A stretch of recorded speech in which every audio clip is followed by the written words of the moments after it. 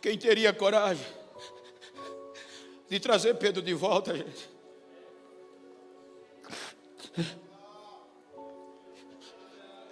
Na ótica humana, todos falharam. E ele une tudinho.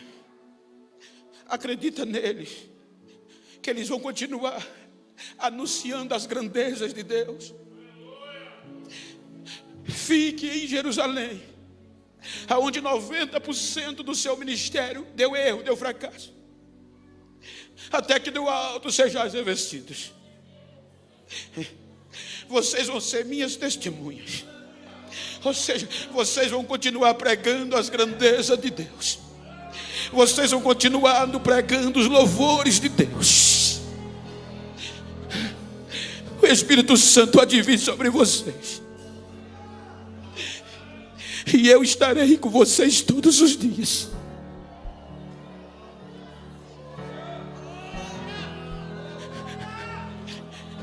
É levado aos céus. E a única mensagem para ele dos anjos foi: ele vai voltar. Do mesmo jeito que vocês estão vendo ele vai voltar.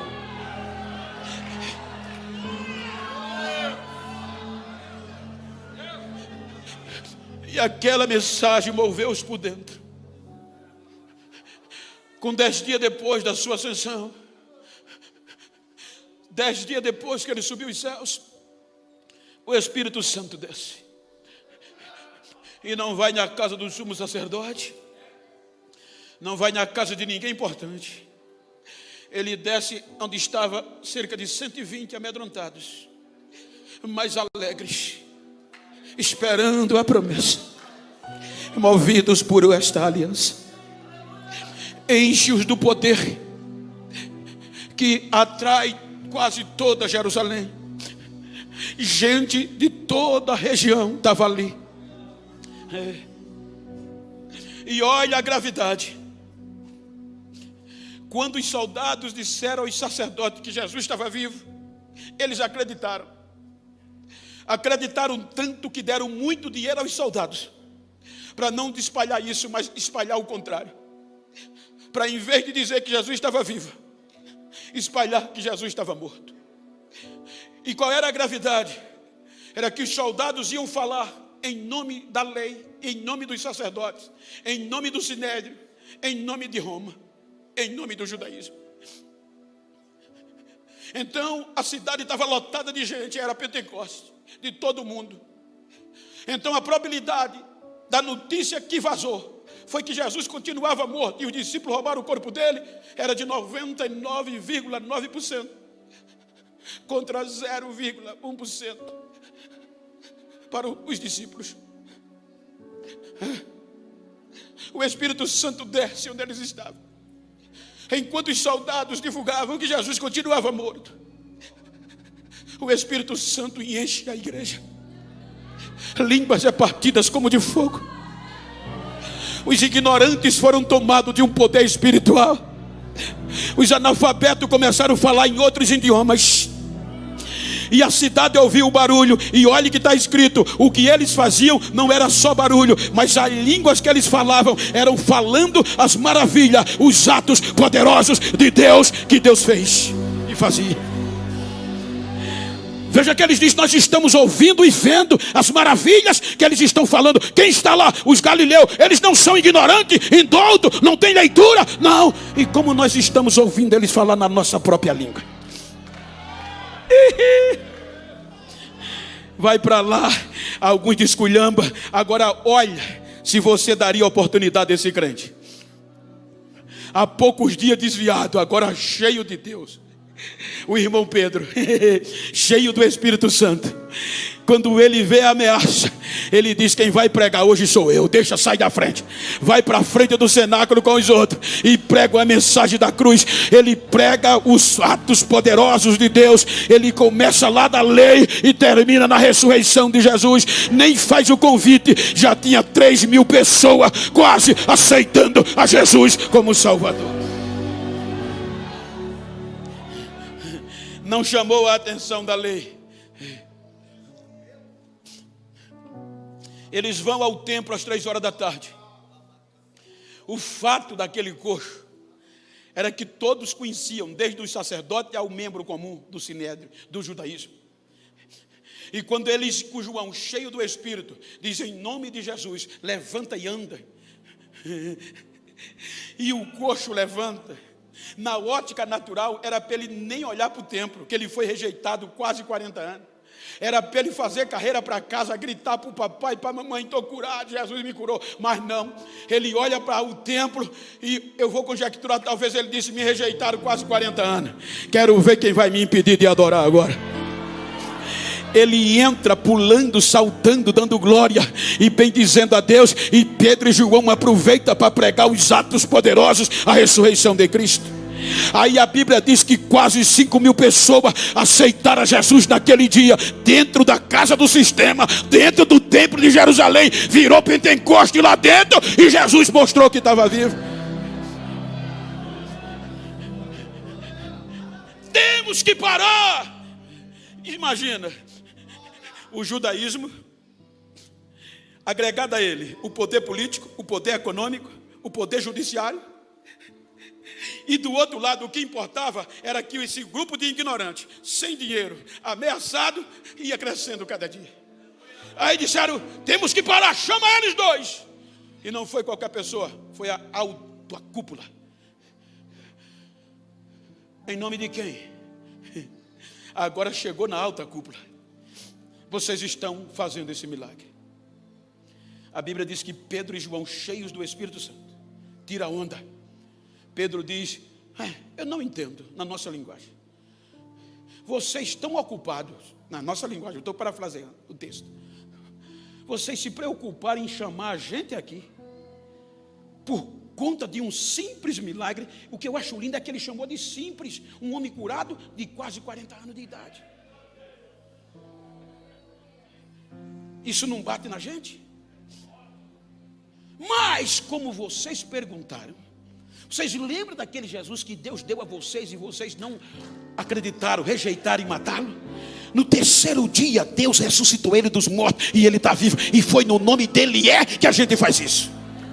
A Bíblia diz que eles, vendo a ousadia de Pedro e João, queriam matá-los. Aí entra Gamaliel e conta o que eu falei. Tire eles daqui. E diz, olha, vocês sabem que há tempos atrás apareceu um homem importante chamado Teuda, foi morto e acabou.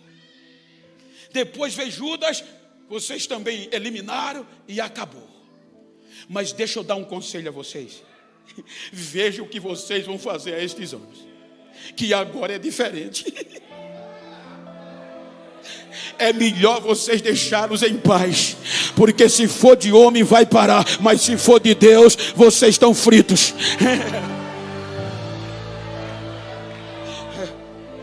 Chicotearam-os, ameaçaram-os e disseram, vocês estão proibidos de falar neste nome e ensinar. A Bíblia diz que eles saem dali, o sangue da chicotada ainda correndo, quero acreditar. E nem para casa vão anunciar as grandezas de Deus. Aí disseram, só tem um jeito, vamos parar. Pela leitura, pela lei de Moisés, eles são ignorantes. Então levanta-se doutor Saulo. E doutor Saulo termina em pouco tempo crente também.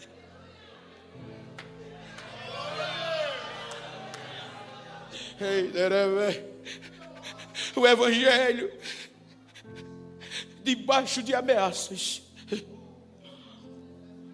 aonde a própria vida era o custo de ser cristão. O evangelho de Jesus, os seus grandes feitos chegam em Samaria. E a Bíblia diz que Samaria era dominada pelo mágico Simão, que o seu título era o grande poder ou o poderoso. Só precisou um crente cheio de Espírito Santo, chamado Filipe. Anunciou as grandezas de Deus em Samaria. Toda Samaria foi impactada, até Simão o mágico aceitou a Jesus como Salvador. O evangelho chega na Antioquia da Síria. O poder agora assume os gentios. Os gentios agora são tomados por um poder tão grande que assusta. Impacta Jerusalém, impacta Antioquia. O governador de Antioquia começou a prender os cristãos para desistirem, mas a cadeia não fazia eles desistirem. Agora era pior, porque agora era formada uma igreja na rua e outra igreja dentro da prisão, porque dentro da cadeia eles pregavam e anunciavam os atos poderosos de Deus. O imperador deu ordem: pode matá-los, eu autorizo você a matá-los. Ele matava, mas cada dia crescia.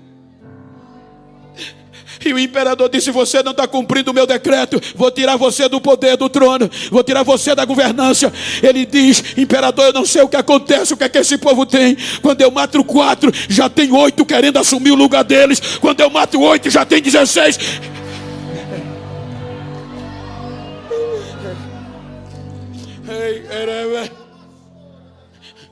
Os 3 primeiros séculos foram debaixo de pressões, mas eles não desistiam. Eu tive pregando em Torino, na Itália, um congresso de missões. Preguei sexta, sábado e domingo. Fiquei hospedado em Torino, num hotel. E na segunda-feira o pastor disse: eu vou te pegar de manhã, para a gente dar uma volta onde aconteceram algumas atrocidades contra os cristãos. E quando ele chegou de manhã, me levou em lugares que eu chorava feito criança.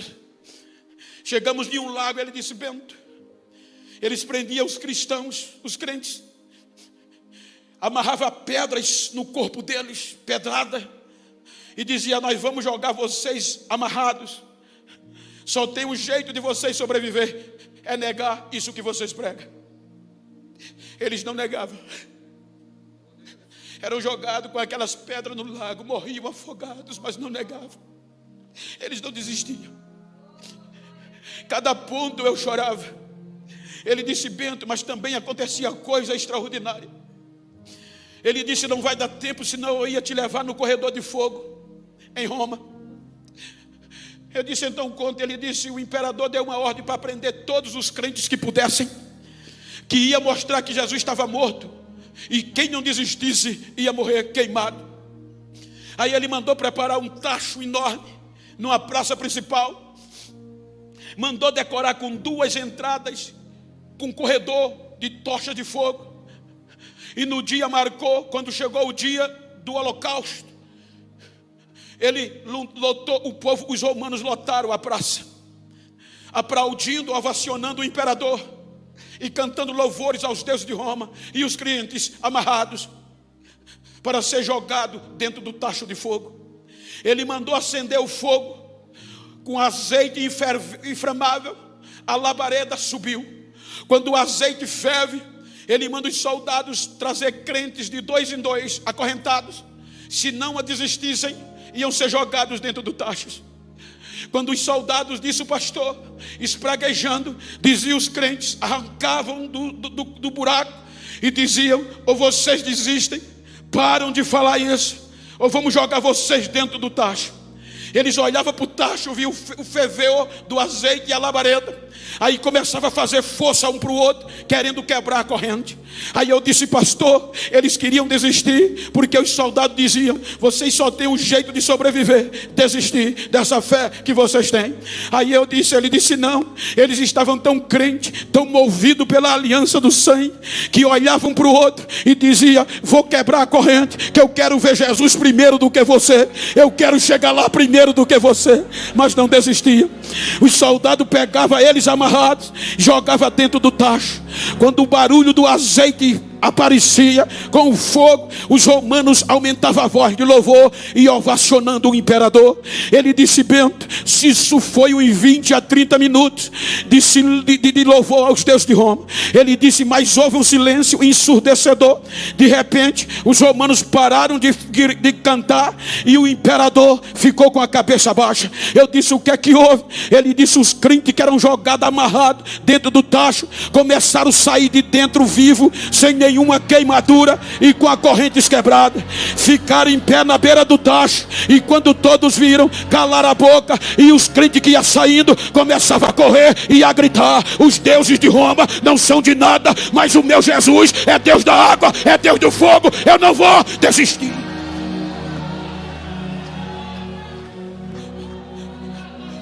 Ele não desistia. Eles não desistiam por esta aliança.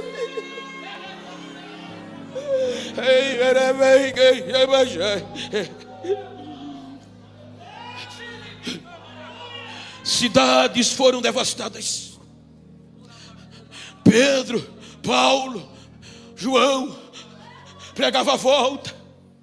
Veja que ele sempre motivacionava: irmão, ele vem. Irmãos, não desista. A carta que nós lemos foi escrita próximo dos anos 64, entre 62 a 64 antes de Cristo. E eu volto a dizer que Pedro escreveu as 5 províncias dominadas por Roma, a judeus gentios e a gentios cristãos, motivando porque estava vindo uma grande luta. Porque foi justamente aqui que primeiro o povo pedia razão a ele da fé. O povo dizia: como é que vocês acreditam em um homem que morreu de cruz? Como é que vocês explicam isso em quem você acredita? Não tem explicação, não. Diga para quem está ao teu lado: isso não tem explicação. É uma questão de fé e de aliança. E veja que o capítulo 1, Pedro vai dizer: vocês não precisam se preocupar em dar resposta com palavras. Sejam santos. Vejam como se comportam, como falam e como andam diante deles. Assim como aquele que vos chamou é santo, seja santo vocês também em todo modo de viver. E aí vocês vão dar resposta a ele sem palavras. Aí ele, olha o que é que ele diz. Ele diz: vocês não podem desistir no nosso vocabulário, porque não foi com coisas corruptíveis. Olha o que é que ele diz, gente. Eu vou parafrasear. Você vê que hoje, depois da Copa, muitos jogadores que se destacaram estão valendo fortunas, milhões de euros, de libras, e eles merecem, são craques. Pessoas que vão valer milhões de euros. Aí Pedro diz: eu quero dizer uma coisa a vocês. Vocês não foram comprados com coisas corruptíveis, como a prata e o ouro. E os craques merecem, a gente não merecia não, pecador ruim. Aí Pedro diz: não foi a prata nem o ouro, isso é fichinha para o preço que vocês custaram. Qual foi, Pedro? O precioso sangue de Jesus. Vocês custaram caro. Então olha para quem está ao teu lado e diga: eu não pensei que tu era tão importante assim. Diga: a partir de hoje eu vou pensar 10 vezes antes de eu falar mal de você, porque você custou caro.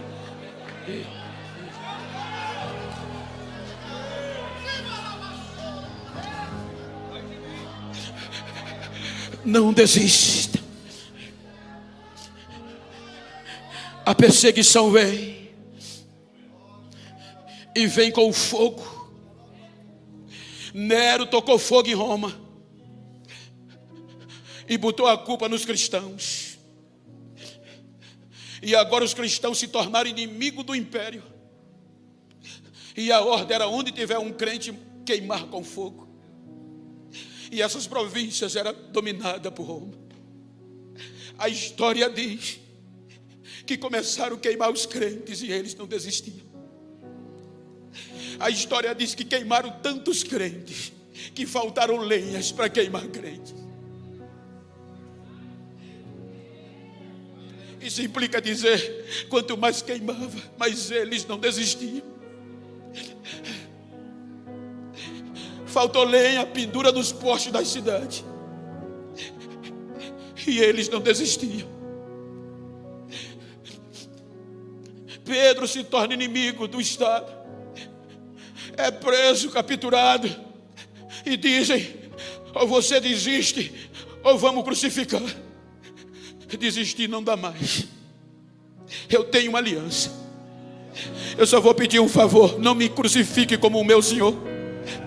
Me coloque de cabeça para baixo e pode meter o prego, mas eu não desisto.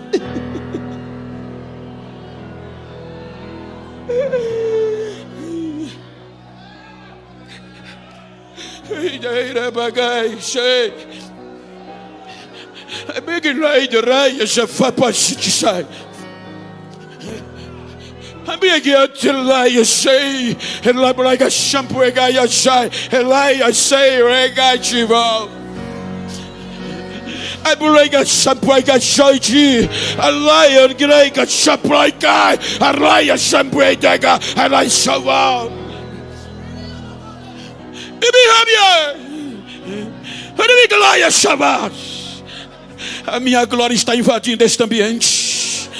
A minha presença está levantando caídos, e o poder da minha unção está invadindo corações. Assim diz o Senhor, agora, pelo poder da minha palavra.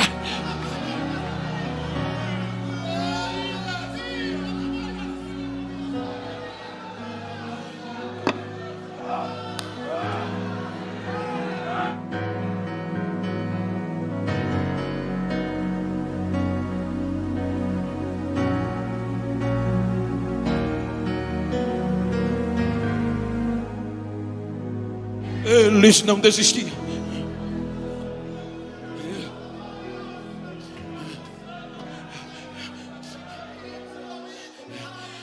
Paulo se torna inimigo do Estado e é capturado por Roma. Diz os historiadores que quando ele estava escrevendo a carta a Timóteo, os algozes entram e diz: prisioneiro Paulo, ou você desiste de tudo que já pregou e do que já escreveu, ou vai ser decapitado. Ele não dá ouvido e continua escrevendo: meu filho, a minha hora chegou. Estou sendo oferecido. Combati um bom combate, acabei a carreira, mas não desisti, guardei a fé.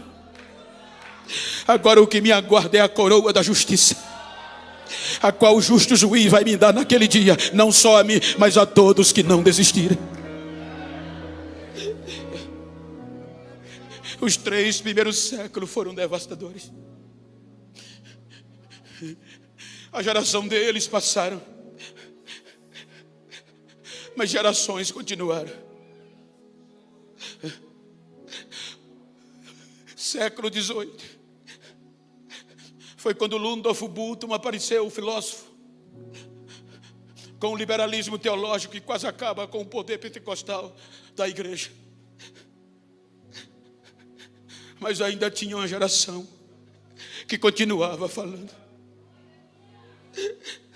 Século 20, 1904, um jovem de 13 anos no país de Gales, Evan Robert, procurou seu pastor no meio do esfriamento pentecostal e disse: pastor, eu quero ser cheio do Espírito para falar as grandezas de Deus e incendiar o meu país. O pastor disse: vá orar. Ele passa 13 anos em oração. Com 26 anos o Espírito Santo incendeia ele no meio do frio, e ele começa a anunciar as grandezas daquele que o chamou das trevas para a luz. O avivamento foi tão grande que a história diz que os cultos tinham hora para começar e ninguém sabia a hora nem o dia que ia sair da reunião, porque ninguém queria ir para casa de tão gostoso que era.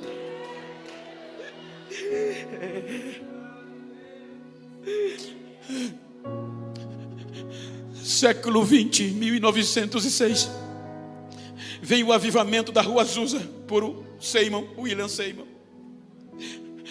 um dos avivamentos mais conhecidos da nossa história. Veio pelo negro rejeitado pelo racismo norte-americano. O avivamento era tão grande desses homens que provocaram, que a história diz que que meio-dia os restaurantes estavam fechando as portas. Na hora do almoço, os trabalhadores que largavam não iam para o restaurante, iam para a igreja orar do avivamento que caiu.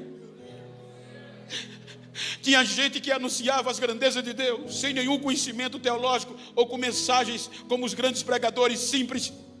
E os catedráticos procuravam eles perguntando: o que é que vocês têm? Porque o sermão de vocês não é essas coisas. Como vocês conseguem atrair tantas pessoas? Eles diziam: primeiro a gente toca fogo na gente e depois vai incendiar os outros.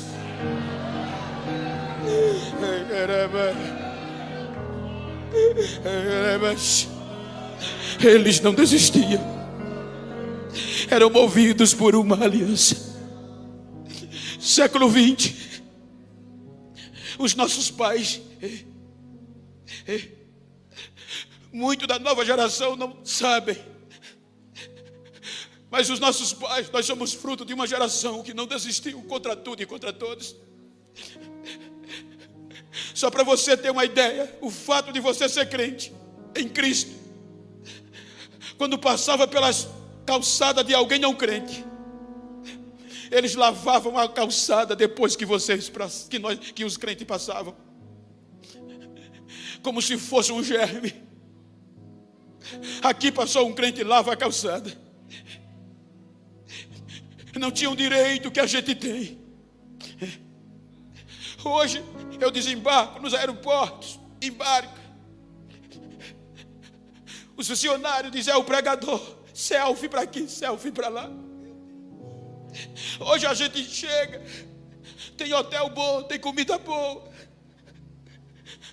Tudo eles conquistaram para nós, tem foto toda hora. Mas eles não tiveram. Era urina podre de 4 dias em cima do corpo. Era ovo podre. Era cebola podre. E quando entrava para adorar, não tinha carpete, era chão batido, cobertura de palha ou de zincro, e as pedras batiam. Tinha crentes que chegavam na igreja sangrando das pedradas que levavam, mas eles não desistiam. Só que os nossos cultos eram diferentes. Não precisava pregador famoso para encher a igreja. Não precisava cantor de renome, não. Esses olhos e esses ouvidos viram muitas vezes no hino 15, no hino da harpa, Jesus batizar, Jesus ressuscitar morto, Jesus curar, e as pessoas entrarem correndo pela janela querendo aceitar Jesus. Olha para quem está ao teu lado, diga nesse quesito, precisamos voltar ao que a gente era. Nós não precisamos depender de ninguém famoso, é no poder do Espírito. Precisamos voltar aos nossos cultos como era antes. Precisamos ver Jesus fazer.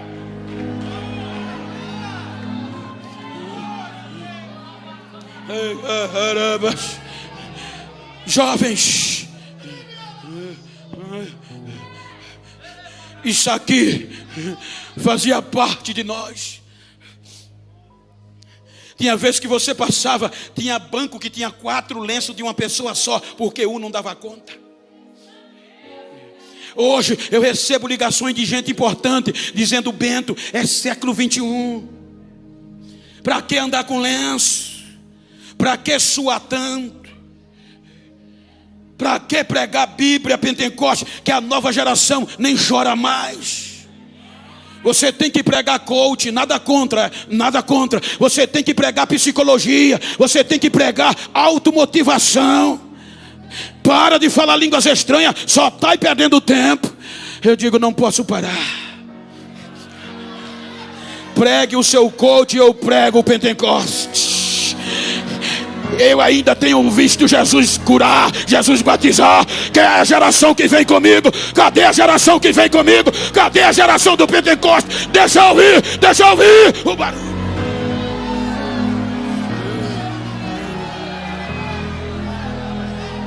Tinha alguém melhor do que você para tocar teclado. Tinha alguém melhor do que eu para pregar. Tinha alguém melhor do que vocês para cantar. Mas Ele nos escolheu como a geração eleita para continuar anunciando os feitos poderosos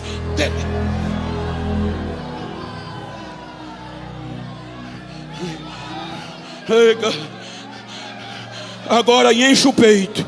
Enche o teu peito aí.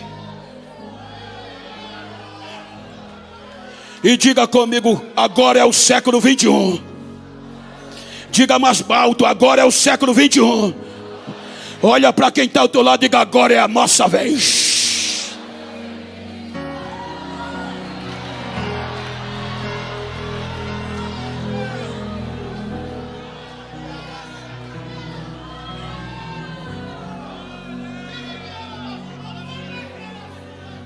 Século 21. Agora olha a história. Procura o judaísmo na história hoje. Procura o Sinédrio. Procura o Império Romano, caíram. Procura o templo, lugar de negócio, caiu 70 anos depois de Cristo. Procura os perseguidores, morreram. Agora, e a igreja? É a nossa vez, e a igreja de pé, anunciando as grandezas daquele que nos chamou das trevas para a luz. Esta obra é de Deus. Veio a pandemia, fecharam as portas, e muitos céticos diziam, acabou, filho, quero ver agora você pregar, vocês fazer barulho. Eles pensavam que a gente depende de tijolo, de alvenaria. Eu digo, vocês estão quebrando a cara, porque enquanto vocês criticam, tem crente dando glória dentro do banheiro, dentro do escritório, dentro do ônibus, dentro do carro. Tem crente cheio de Deus. A pandemia está-se embora, e a igreja? Olha nós aqui, olha nós aqui. Eu estou dizendo que tem muitos lugares que você já não ouve mais línguas estranhas. Igreja pentecostais, cabisbaixa. E o pastor diz, prega devagar, porque o povo está sensível por conta da pandemia. Já não se ouve mais barulho de glória. Você entra e sai do mesmo jeito que começou. Mas eu louvo a Deus que eu estou na Adebras de Osasco. E aqui dá para ouvir línguas estranhas da galeria nave. Dá para ouvir. Olha para quem está ao teu lado e diga, aqui pode dar glória, aqui pode falar em mistério. Então se pode, deixa eu ouvir. Deixa eu ouvir, deixa eu ouvir, deixa eu ouvir, deixa eu ouvir.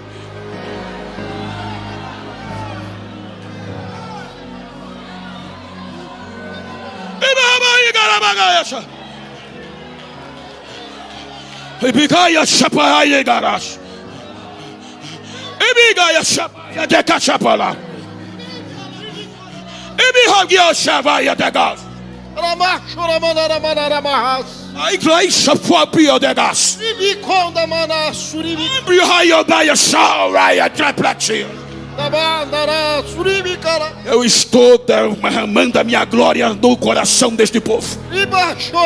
Um grande avivamento eu estou produzindo nesta noite. O meu espírito está fazendo coisas grandes neste lugar. E a minha glória está sendo derramada. E a minha unção, assim diz o Senhor, recebe agora.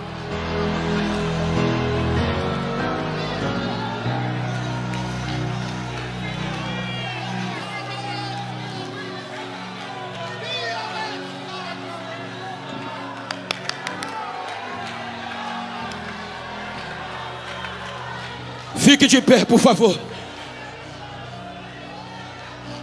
Com todo respeito ético, com todo respeito eclesiástico, se você está perto de uma pessoa do mesmo sexo, ou é íntima, vira para ela aí. Como eu vou chamar o meu amigo pastor Beto, me ajuda. Olha para ela assim, como eu estou olhando para o Beto. Não olha para mim não, olha para ele, olha para ela. E diga para ele, obrigado por você não ter desistido. Diga, nem me fale. Diga para ele, não me fale como você vai começar 2023. Quero saber como você vai continuar. Diga, vou continuar esperando, sem desistir, pegando fogo. Diga, me faz um favor. A partir de hoje, se tu encontrar alguém que pensou que 2023 ia me esfriar e eu ia desistir, dá um recado a ele: vai ter que me engolir, vai ter que ouvir os meus glórias, que eu vou sair pegando fogo. Abraça ele e diga: recebe.